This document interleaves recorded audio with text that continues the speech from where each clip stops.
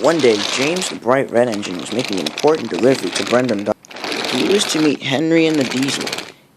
They were to take a train of cream and passengers down to Knapford Station, and then to Vickerstown overhead.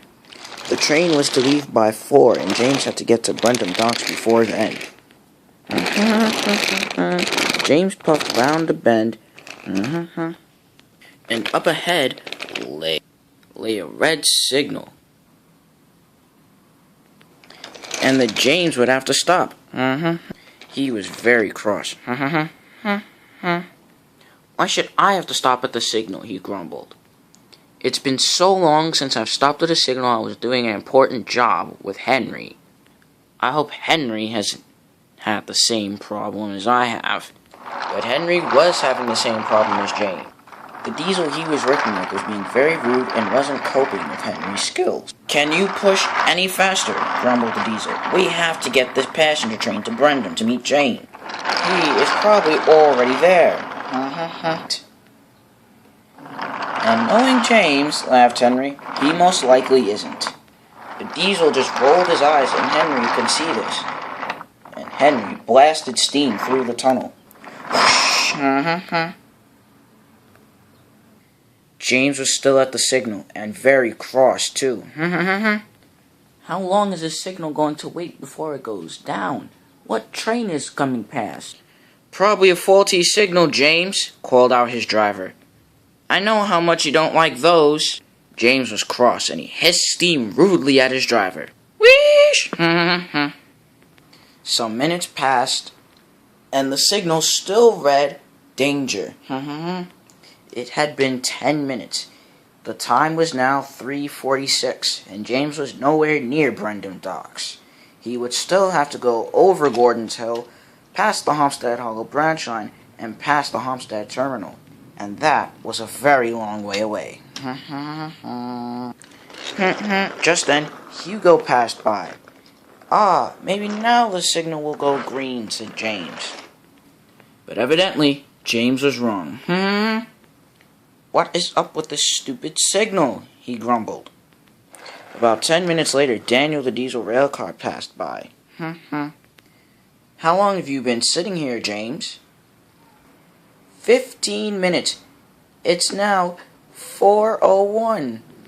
I'm over a minute late to the docks, and Henry and the Diesel will be waiting for me. But Henry and the Diesel were stuck in the tunnel. The Diesel had broken down, and Henry was very low on coal. Not more tunnel trouble, he said. I don't want to have experience like in my earlier days.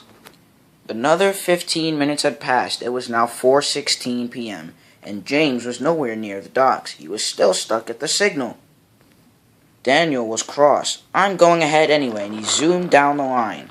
No, Daniel, don't, cried James. You'll crash. It's not safe to go past a red signal. But Daniel wasn't listening. Daniel roared down a hill, and round the bend he went. Daniel rounded a bend, and crashed off the tracks.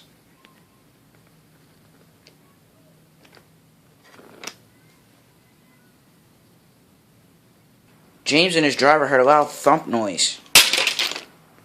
Daniel had come off the tracks and into a pile of broken shed pieces.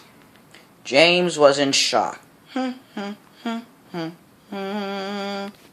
Finally, Stanley chuffed round the bend with some trucks. They were all building materials. What are these trucks for? Asked James, surprised.